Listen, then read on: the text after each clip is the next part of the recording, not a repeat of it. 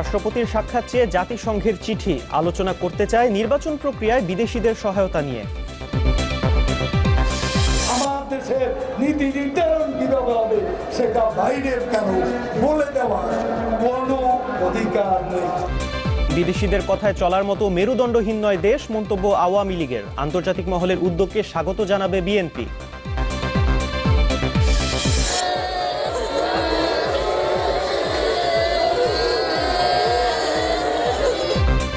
আগুনে পুড়ল গাইবান্ধার চরাঞ্চলের একটি বিদ্যালয়। এসএসসি পরীক্ষার্থীর প্রবেশপত্র ছাই।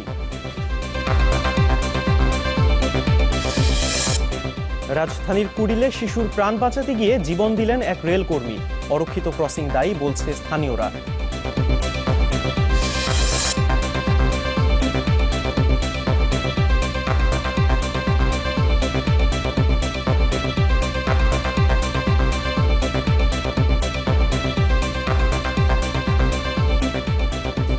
আমন্ত্রণ নিউজ 24-এ। দর্শক শুনছিলেন সিলনটি শিরোনাম। আপনাদের সাথে আছি আমি ওয়াফিক রহমান এবং আমি নুসরাত হক। পুরো খবর। দেশের রাজনীতিতে ফের আলোচনায় আন্তর্জাতিক সম্প্রদায়ের দুতিয়ালি। এবার ইসি পুনর্গঠন ও নির্বাচন প্রক্রিয়ায় আন্তর্জাতিক সম্প্রদায়ের সহায়তা নিয়ে আলোচনার জন্য রাষ্ট্রপতির সাক্ষাৎ চেয়ে চিঠি দিয়েছে জাতিসংঘ, যেখানে থাকবেন পশ্চিমা বিভিন্ন দেশের প্রতিনিধিরাও। সংস্থার আবাসিক প্রতিনিধি রবার্ট ওয়াটকিন্স চ্যানেল 24-কে তথ্য নিশ্চিত করেছেন। একটি সুষ্ঠু ও স্বচ্ছ প্রক্রিয়ার মধ্য দিয়ে নির্বাচন কমিশন গঠন সহ আরও বেশ কিছু বিষয় নিয়ে তারা আলোচনা করতে চান। মোর্শেদ হাসিবের রিপোর্ট। বাংলাদেশের রাজনীতির টানাপোড়েনে বিদেশিদের দুতিয়ালি নতুন কিছু নয়। বিশেষ করে জাতীয় নির্বাচন নিয়ে প্রধান দুই রাজনৈতিক দলের মতপার্থক্য কমিয়ে আনতে নানা সময়ই দেখা গেছে তাদের তৎপরতা। সবশেষ জাতীয় নির্বাচনের আগে জাতিসংঘের বিশেষ দূত অস্কার ফার্নান্দেজ তারাঙ্কোর ঢাকা সফর করেন বেশ কয়েকবার। Today represents an important moment in the current context. At the invitation of the United Nations Secretary General, representatives of both parties have met and engaged in dialogue. নির্বাচন কমিশন পুনর্গঠন নিয়ে এখন সরগরম রাজনীতির মাঠ। প্রায় সব রাজনৈতিক দলের সাথে সংলাপের পর সার্চ কমিটিও গঠন করেছেন রাষ্ট্রপতি। এরই মধ্যে জানিয়ে প্রশ্ন তুলেছে প্রধান বিরোধী শক্তি বিএনপি। এই অবস্থায় আগামী জাতীয় নির্বাচন ঘিরে আবারও আগ্রহী হয়ে উঠেছে আন্তর্জাতিক সম্প্রদায়, যার নেতৃত্বে জাতিসংঘ এবং রয়েছে পশ্চিমা কয়েকটি দেশ। এজন্য রাষ্ট্রপতি আব্দুল হামিদের সাথে সাক্ষাৎ চেয়ে চিঠি দিয়েছে জাতিসংঘ। চ্যানেল 24-কে বিষয়টি নিশ্চিত করেছেন সংস্থাটির আবাসিক প্রতিনিধি রবার্ট ওয়াটকিন্স। এক ইমেল বার্তায় তিনি জানান, রাষ্ট্রপতির সাথে সাক্ষাতের উদ্দেশ্য বাংলাদেশের নির্বাচন প্রক্রিয়ায় আন্তর্জাতিক সম্প্রদায় কিভাবে সাহায্য সহযোগিতা করতে পারে তা নিয়ে আলোচনা করা। রাষ্ট্রপতির সাথে আর কি নিয়ে আলোচনা হতে পারে তাও ঠিক করে রেখেছে আন্তর্জাতিক সম্প্রদায়, যার মধ্যে রয়েছে একটি সুষ্ঠু ও স্বচ্ছ প্রক্রিয়ার মধ্যে দিয়ে নির্বাচন কমিশন গঠনে আইন তৈরি, আন্তর্জাতিক মহলে গ্রহণযোগ্য একটি কমিশন গঠন, নির্বাচন কমিশন নিয়োগে অন্তর্ভুক্তিমূলক ব্যবস্থা গ্রহণ, নির্বাচনের আগে পরে সহিংসতা রোধ, নির্বাচন প্রক্রিয়া জনগণের সামনে স্পষ্ট করা, পাশাপাশি নির্বাচন কমিশনকে স্বাধীন, নিরপেক্ষ ও রাজনৈতিক চাপ মোকাবেলায় সক্ষম করা, যাতে জাতীয় নির্বাচন সহ স্থানীয় সব নির্বাচন দক্ষতার সাথে পরিচালনা করতে পারে। তারা মনে করে এসব প্রক্রিয়া অবলম্বন না করলে অতীতের মতো আবারও সহিংস পরিস্থিতি সৃষ্টি হতে পারে, যা বাধাগ্রস্ত করবে উন্নয়নকে। আন্তর্জাতিক সম্প্রদায়ের এই প্রস্তাব বিষয়ে সাবেক এই কূটনীতিক বলেন, বিশ্বায়নের যুগে যে কোনো দেশে নির্বাচন নিয়ে বিদেশিরা নিজেদের মতামত দিতেই পারেন, তবে তা মানা না মানা নির্ভর করবে সংশ্লিষ্ট দেশের উপর। চাই তাদের বক্তব্যটাকে বাংলাদেশের যথোপযুক্ত জায়গায় উপস্থাপনের জন্য আমার ধারণা বিভিন্ন পদ্ধতি আছে বা বিভিন্ন প্রোটোকল যদি সেটা আছে, আর সেটা মেনে যদি তারা এই বক্তব্য সংশ্লিষ্ট যারা আছেন তাদের কাছে পৌঁছে দেন এবং তারা যদি সেটা বিচার বিবেচনা করে যুক্তিযুক্ত পান, সেটাকে তারা আমার ধারণা বিবেচনা নেবে। অতীতেও জাতিসংঘ সহ আন্তর্জাতিক মহলের নানা তৎপরতা বিফলে গেলেও এই কূটনীতিক মনে করেন ব্যর্থতা সফলতার দায়ভার বাংলাদেশের উপরই বর্তায়। সফলতা ব্যর্থতা নির্ণায়ক হচ্ছে আমরা যদি চাই আমরা সফল হব, আমরা যদি না চাই আমরা ব্যর্থ হব। তারা আমাদের বড়জোর সহায়ক ভূমিকা পালন করে, এখানে মৌলিক শক্তি তো আমরা। তবে কবে নাগাদ রাষ্ট্রপতির সাথে দেখা করবেন সে বিষয়ে এখনো কিছু জানাননি Robert Watkins. Morshed Hasib, channel 24, Dhaka. জাতিসংঘের এই চিঠি নিয়ে তীব্র প্রতিক্রিয়া দিয়েছেন ক্ষমতাসীন আওয়ামী লীগের নেতারা। বিকেলে বগুড়ায় এক অনুষ্ঠানে দলের সাধারণ সম্পাদক ওবায়দুল কাদের বলেন, বিদেশিদের কথায় চলার মতো অবস্থায় নেই দেশ। আর আওয়ামী লীগের সিনিয়র নেতা সুরঞ্জিত সেনগুপ্ত মনে করেন, নবগঠিত সার্চ কমিটিকে পরামর্শ দেওয়া যেতে পারে। দলের আরেক নেতা খালিদ মাহমুদ চৌধুরীর মতে, দেশের অভ্যন্তরীণ বিষয়ে বাইরের কারো নাক গলানোর সুযোগ নেই। দশম জাতীয় সংসদ নির্বাচনের আগে রাজনৈতিক সংকট নিয়ে আলোচনা করতে ঢাকায় আসেন জাতিসংঘের সহকারী মহাসচিব অস্কার ফার্নান্দেজ তারানকো। তখন তার দুতিয়ালির ফলাফল শূন্য হলেও হাল ছাড়েনি সংস্থাটি।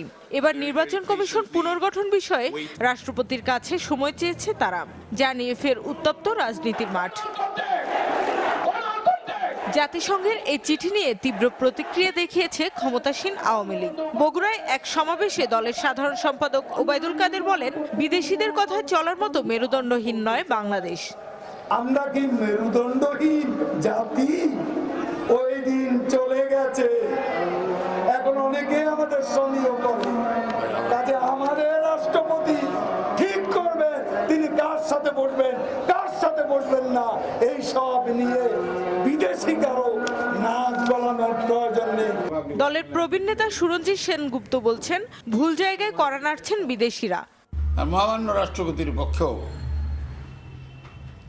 দেশের বাইরের সার্বভৌম ক্ষমতার বাইরের কাউকে এন্টারটেইন করার উনি সাংবিধানিক হেড যেতে পারবেন না।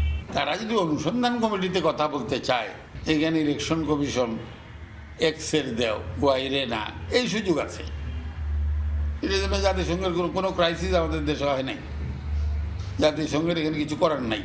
দলটির সাংগঠনিক সম্পাদক খালিদ মাহমুদ চৌধুরীর মতে, রাষ্ট্রপতির সাথে কথা বলতে পারেন যে কেউ, তবে দেশের রাজনীতির বিষয়ে সিদ্ধান্ত হবে সংবিধান অনুযায়ী। আমাদের দেশের আভ্যন্তরীণ যে বিষয়গুলো আছে, এগুলো বিষয় নিয়ে আমাদের বক্তব্য দলীয়ভাবে খুবই সুস্পষ্ট যে আমাদের সংবিধান আছে, আমাদের আইন আছে, আমরা সেভাবেই দেশ পরিচালিত হবে।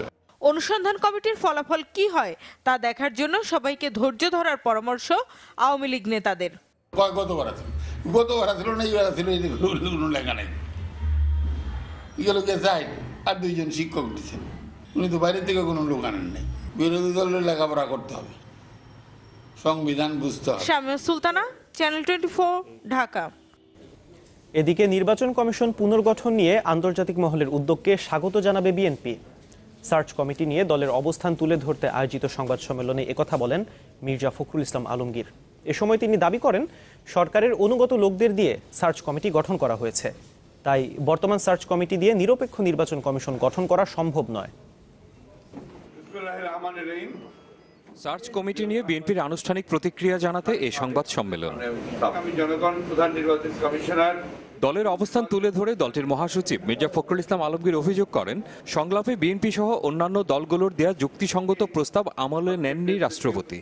সরকারের ইচ্ছা পূরণে সহযোগিতা করতেই আওয়ামী পরিবারের বিশ্বস্তদের দিয়ে সার্চ কমিটি গঠন করা হয়েছে, তাই এই কমিটির কাছ থেকে নিরপেক্ষ ও শক্তিশালী কমিশন পাওয়া সম্ভব নয়। এমন সব ব্যক্তিদের সমন্বয়ে গঠিত সার্চ কমিটিকে নির্দলীয় কিংবা নিরপেক্ষ বিবেচনা করার কোনোই অবকাশ নেই। আর এমন একটি সার্চ কমিটির মাধ্যমে নির্দলীয়, নিরপেক্ষ, সৎ, সাহসী ও যোগ্য ব্যক্তিগণ আগামী নির্বাচন কমিশনের চেয়ারম্যান কিংবা সদস্য হবেন, এমনটা আশা করা বাতুলতা। আগামী নির্বাচনকে প্রভাবিত করার সরকারি ষড়যন্ত্র সম্পর্কে দেশবাসীকে সতর্ক থাকার পরামর্শ দেন তিনি। এ সময় সরকারকে একগুঁয়েমি না করে সমঝোতার পথে হাঁটারও আহ্বান জানান মির্জা ফখরুল। সরকারি ষড়যন্ত্র সম্পর্কে দেশবাসীকে হুঁশিয়ার হতে আহ্বান জানাচ্ছি। নির্বাচন কমিশন গঠন নিয়ে রাষ্ট্রপতির কাছে সময় চেয়ে জাতিসংঘের দেয়া চিঠি প্রসঙ্গে তিনি বলেন, সংকট উত্তরণে আন্তর্জাতিক সম্প্রদায়ের উদ্যোগকে স্বাগত জানাবে বিএনপি। জাতিসংঘের যে কোনো উদ্যোগকে আমরা সমর্থন করেছি, গতবারও করেছিলাম।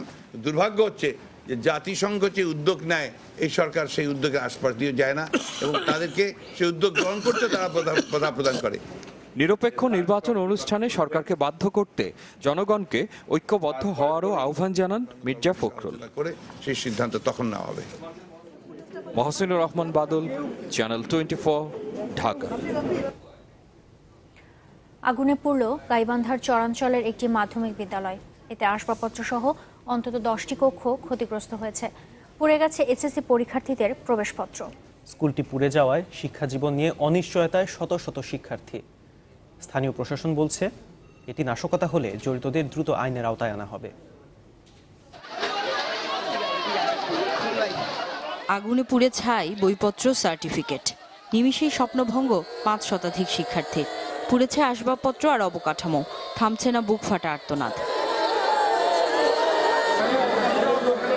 বৃহস্পতিবার রাতের কোনো এক সময় গাইবান্ধা সদর উপজেলার কুন্দেরপাড়া গণ ইউনিয়ন একাডেমির মাধ্যমিক বিদ্যালয়ে আগুনের সূত্রপাত। মুহূর্তেই তা ছড়িয়ে পড়ে আশপাশে। স্থানীয়দের সহায়তায় আগুন নিয়ন্ত্রণে আনা গেলেও রক্ষা করা যায়নি স্কুলটিকে। খবর পেয়ে স্কুলে ছুটে যান শিক্ষার্থীরা।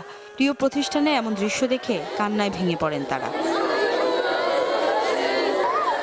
সব শেষ করে দিল, তা আমরা এখন সবাই লেখাপড়া করবো কোথায়? অনেক শিক্ষার্থী আমাদের বড় ভাইরা ছিল, যাদের সার্টিফিকেট ছিল আমাদের স্কুলে, তাদের সার্টিফিকেটগুলো আজ রাতেই পুড়ে গেছে। অভিভাবক ও শিক্ষকরা জানান, 2003 সাল থেকে পিছিয়ে পড়া চরাঞ্চলের ছেলে মেয়েদের মাঝে শিক্ষার আলো ছড়িয়ে যাচ্ছিল এই প্রতিষ্ঠান। কিন্তু আগুনে পুড়ে যাওয়ায় এখন অনিশ্চিত হয়ে পড়ল শত শত শিক্ষার্থীর জীবন। এই এলাকার স্কুলের দরকার, আমরা স্কুল চাই। আমাদের স্কুল না থাকলে ছেলে মেয়ের লেখাপড়া হবে না। মনে করছিলাম এটা কি স্বপ্ন শুনতেছি না আসলে খবর। এখন যারা এই কাজটা করলো তাদের কাছে আমার প্রশ্ন, যে এই ছেলে মেয়েগুলা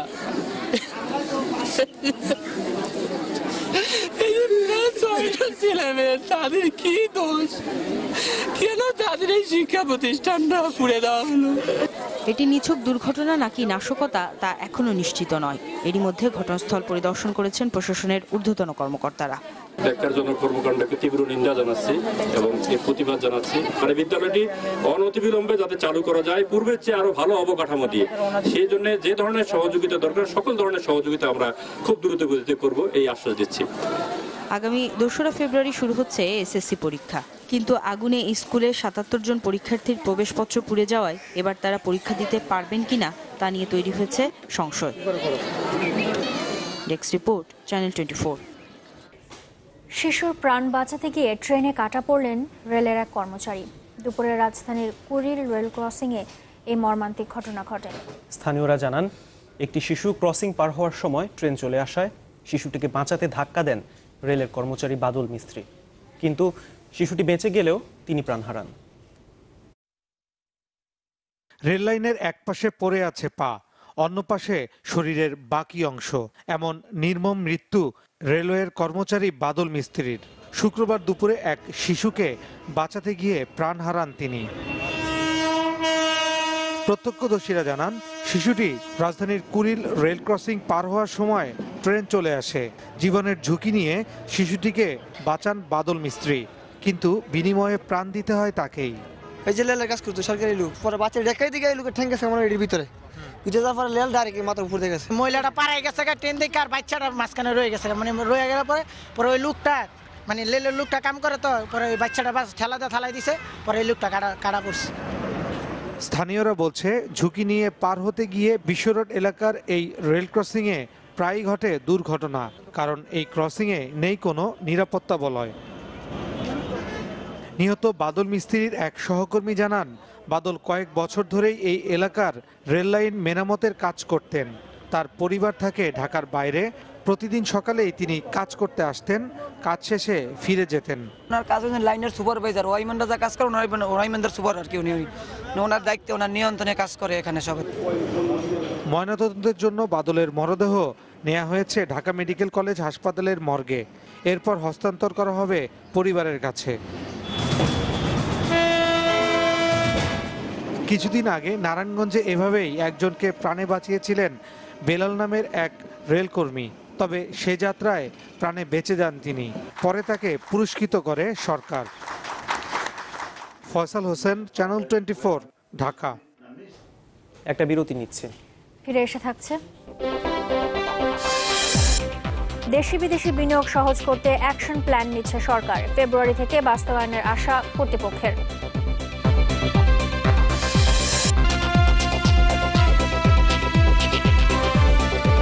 আবার আমন্ত্রণ, আপনারা দেখছেন নিউজ 24।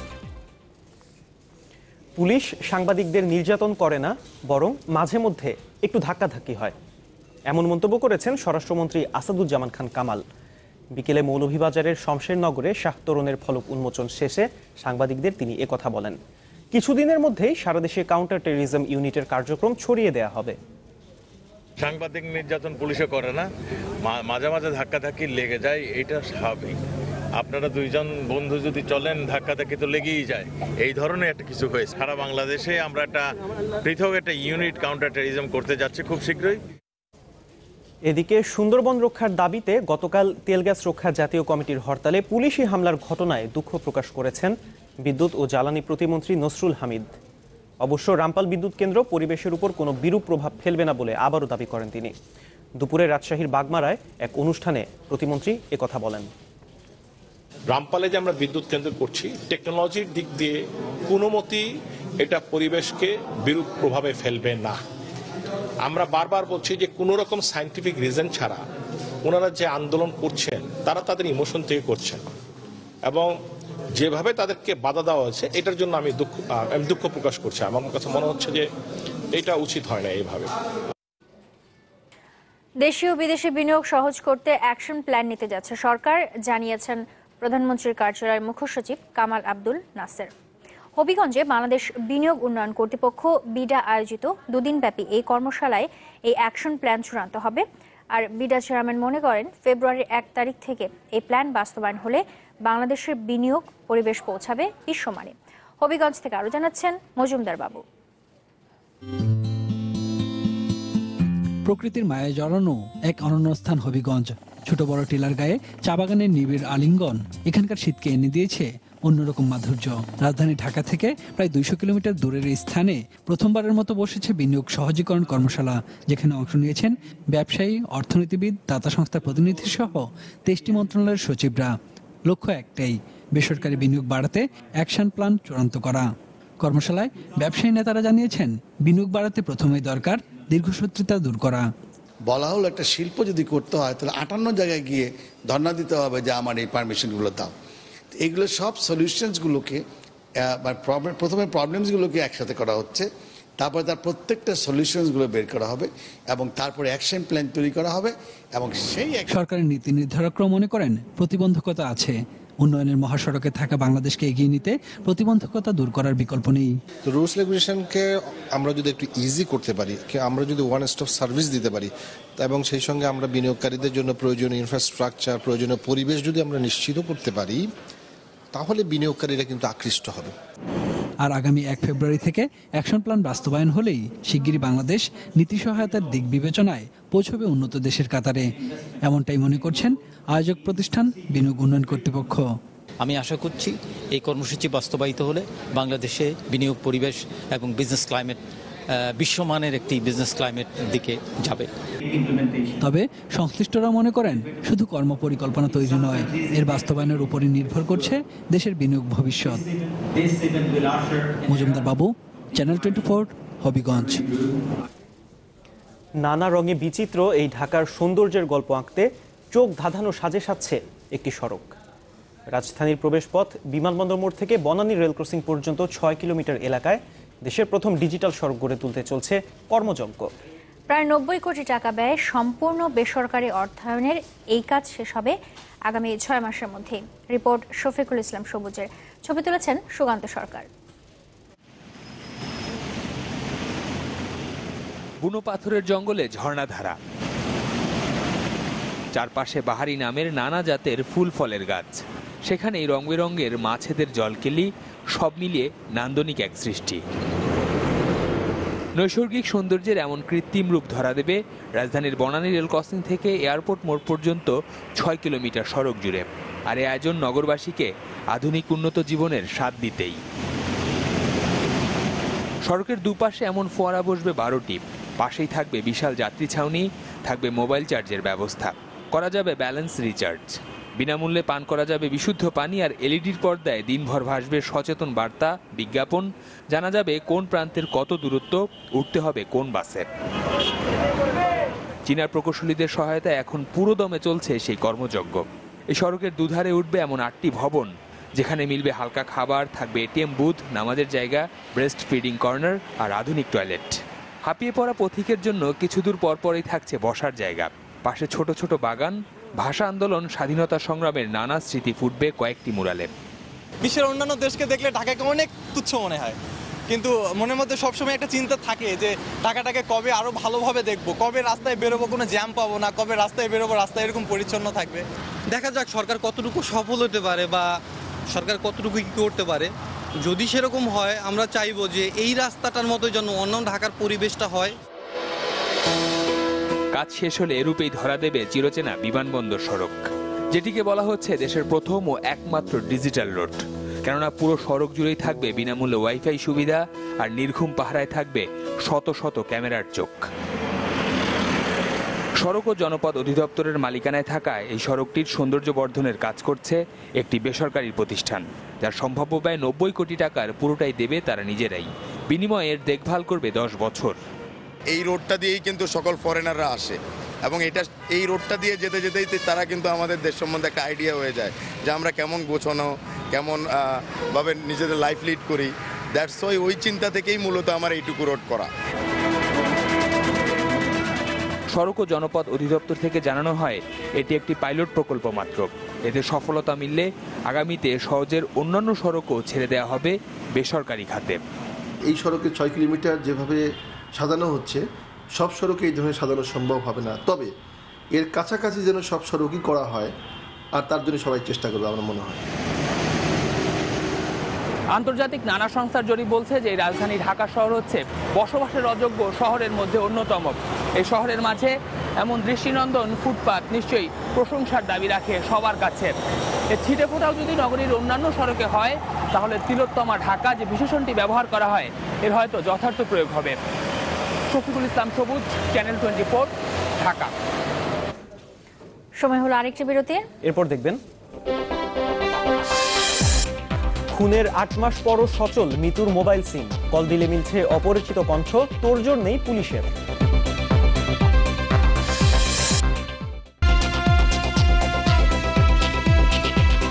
বিরতির পর আরেকবার আমন্ত্রণ। আপনারা দেখছেন নিউজ 24। চট্টগ্রামের দেওয়ান বাজারে একটি ভবনে বিস্ফোরণে 4 জন দগ্ধ হয়েছেন, তাদের মধ্যে 2 জনের অবস্থা আশঙ্কাজনক। ভোরে স্থানীয় নিরাপদ আবাসিক এলাকার মাদ্রাসা ভবনের 3য় তলায় এই বিস্ফোরণ হয়। এতে আগুন ধরে যায় বাসটিতে। বিস্ফোরণের তীব্রতা এতটাই বেশি ছিল তাতে ক্ষতিগ্রস্ত হয়েছে এই ভবন ও আশেপাশের 20টির মতো ফ্ল্যাট। খবর পেয়ে আগুন নিয়ন্ত্রণে আনে ফায়ার সার্ভিস। আইনশৃঙ্খলা বাহিনীর কর্মকর্তাদের প্রাথমিক ধারণা গ্যাসের চুলা থেকে বিস্ফোরণের কারণে এ ঘটনা ঘটতে পারে, তবে অন্য কোনো কারণ আছে কিনা সেটিও খতিয়ে দেখা হচ্ছে বলে জানিয়েছে পুলিশ।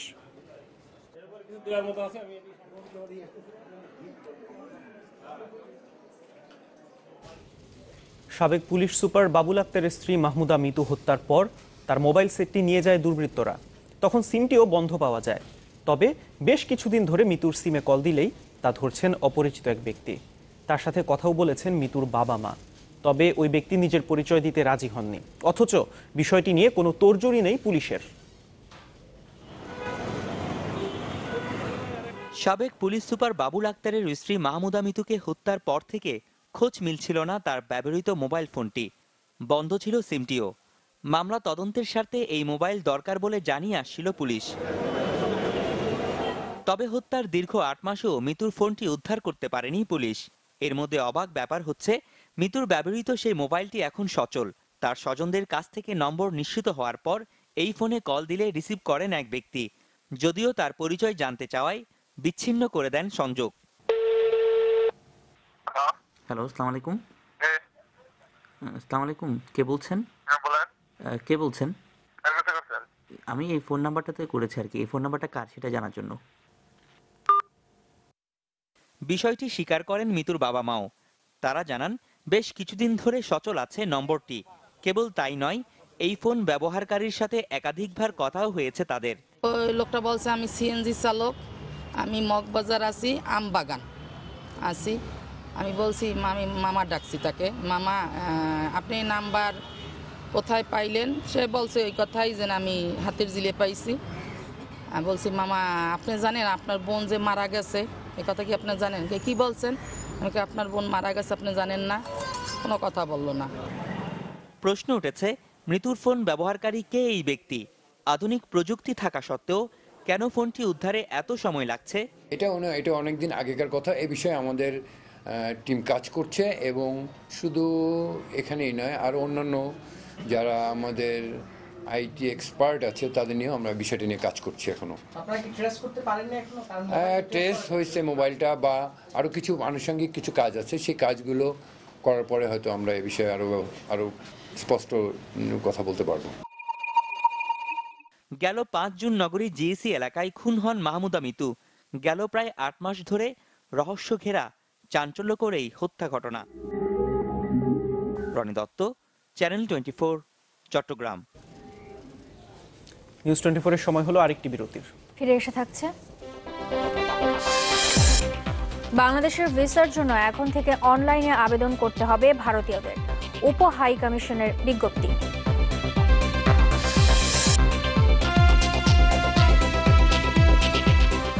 বিরতির পর ফিরে এলাম, জানাবো আরো কিছু খবর। এখন থেকে বাংলাদেশের ভিসার জন্য অনলাইনে আবেদন করতে হবে ভারতীয়দের। আজ কলকাতায় অবস্থিত বাংলাদেশের উপ হাই কমিশন থেকে জারি করা বিজ্ঞপ্তিতে এই ঘোষণা দেওয়া হয়। এতে বলা হয়, এখন থেকে আর হাতে লেখা আবেদনপত্র গ্রহণ করা হবে না। নতুন এই নিয়ম আজ থেকেই কার্যকর করা হবে। নির্দিষ্ট ওয়েবসাইটে গিয়ে আবেদনপত্র পূরণ করতে হবে। পরে প্রিন্ট ও সংশ্লিষ্ট কাগজপত্র সংযুক্ত করে উপ হাই কমিশনের ভিসা কাউন্টারে জমা দিতে হবে। অনলাইনে ভিসা আবেদনের সময় আবেদনকারী ব্যক্তি মিথ্যা বা ভুয়া তথ্য দিলে বাংলাদেশে ভ্রমণের ক্ষেত্রে একাধিক বছরের জন্য নিষেধাজ্ঞা জারি করা হতে পারে বলেও সতর্ক করা হয় এই বিজ্ঞপ্তিতে।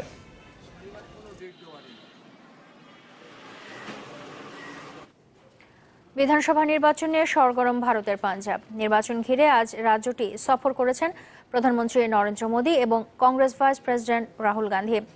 জলাধরে নির্বাচনী জনসভায় মোদী অভিযোগ করেন, সমাজবাদী পার্টির অন্তর্কোন্দল কাজে লাগিয়ে রাজ্য ক্ষমতায় আসতে চায় কংগ্রেস। এদিকে শুক্রবার পাঞ্জাবে প্রচারণায় মাদক বিরোধী লড়াইয়ের ঘোষণা দেন রাহুল গান্ধী।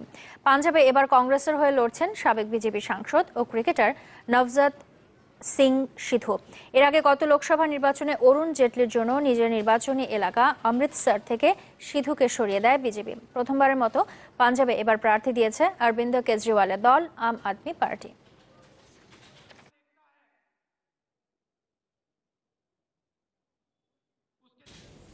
মেক্সিকো থেকে পণ্য আমদানিতে 20% শুল্ক কর বসাতে চান মার্কিন প্রেসিডেন্ট ডোনাল্ড ট্রাম্প। আর এই অর্থ দিয়ে মেক্সিকো সীমান্তে তৈরি করবেন দেয়াল। একথা জানিয়েছেন হোয়াইট হাউসের মুখপাত্র শন স্পাইসার। তিনি বলেন, নতুন এই আমদানি শুল্ক থেকে বছরে আয় হবে প্রায় $1000 কোটি। মেক্সিকোর প্রেসিডেন্ট তার ওয়াশিংটন সফর বাতিলের পরপরই এমন সিদ্ধান্তের কথা জানালো হোয়াইট হাউস। সীমান্তে দেয়াল তৈরিতে বুধবার এক নির্বাহী আদেশ জারি করেন ট্রাম্প।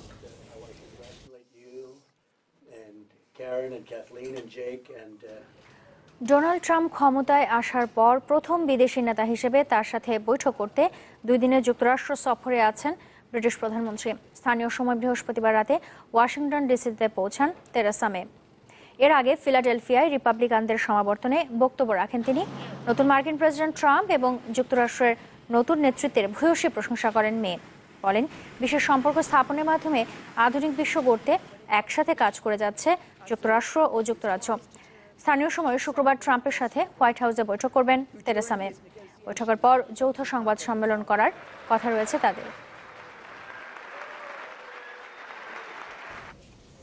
চিলিতে টানা 3 মাসের দাবানলে পুড়ে গেছে দক্ষিণাঞ্চলের শহর সান্টা ওলগা। দেশটির ইতিহাসে সবচেয়ে ভয়াবহ এই দাবানলে মৃতের সংখ্যা বেড়ে দাঁড়িয়েছে 10 জনে। প্রবল বাতাসের কারণে দাবানলের তীব্রতা আরও বাড়ছে। এ পর্যন্ত বনভূমির 3,85,000 একর জমি পুড়েছে। চিলির ফায়ার সার্ভিস ও বিমান বাহিনীর পাশাপাশি আগুন নেভানোর কাজে যোগ দিয়েছে রাশিয়ার বিশেষ বিমান। করণীয় ঠিক করতে সেনাবাহিনীর সাথে জরুরি বৈঠক করেছেন দেশটির প্রেসিডেন্ট। সহায়তা চেয়েছেন প্রতিবেশী দেশগুলোর কাছে।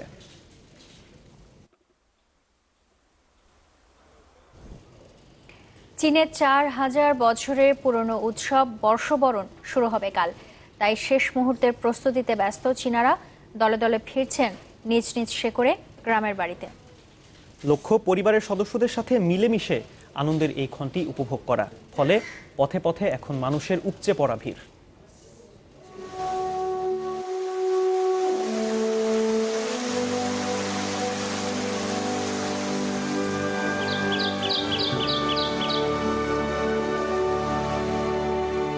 শীতের রুক্ষতায় প্রাণের আবেশ, গাছে গাছে ভ্রমরের গুঞ্জন, ফুলে ফুলে স্নিগ্ধতার পরশ, চীনে বসন্ত এসে গেছে।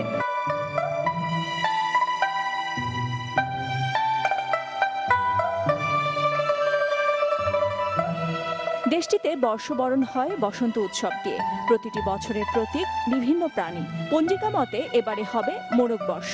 চীনে এখন চলছে বর্ষবরণের প্রস্তুতি।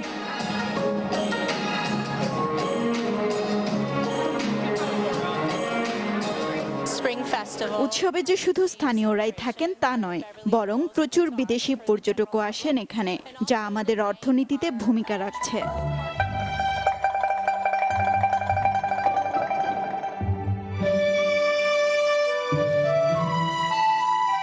চীনে নতুন বছর মানে শুধু সামাজিক অনুষ্ঠানই নয়, এটি পারিবারিক সম্প্রীতির উপলক্ষ। সারা বছর যে যেখানেই থাকুক না কেন, বর্ষবরণে গ্রামের বাড়ি যাওয়া চাই। বাদ যান না প্রেসিডেন্টও। এই সময়টাতে সড়ক, রেল, বিমান সবখানেই থাকে উপচে পড়া ভিড়। আনন্দের এই ঘণ্টাতে দেখা হয় পরিবারের সব সদস্যদের সাথে। সবাই মিলে হই হুল্লোড়, খাওয়া দাওয়া আর হাসি ঠাট্টায় মেতে থাকি।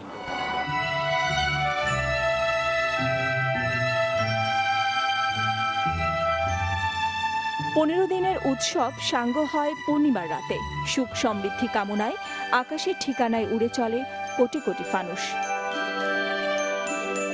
নাদিরা জাহান, চ্যানেল 24। আর এর সাথে শেষ করব নিউজ 24। তার আগে সিলন্টের শিরোনামগুলো জানিয়ে দেব আরও একবার। রাষ্ট্রপতির সাক্ষাৎ চেয়ে জাতিসংঘের চিঠি, আলোচনা করতে চায় নির্বাচন প্রক্রিয়ায় বিদেশিদের সহায়তা নিয়ে। আমার দেশের নীতি নির্ধারণ কিভাবে হবে সেটা বাইরের কেন বলে দেওয়ার কোনো অধিকার নেই। বিদেশিদের কথা চলার মতো মেরুদণ্ডহীন নয় দেশ, মন্তব্য আওয়ামী লীগের। আন্তর্জাতিক মহলের উদ্যোগকে স্বাগত জানাবে বিএনপি।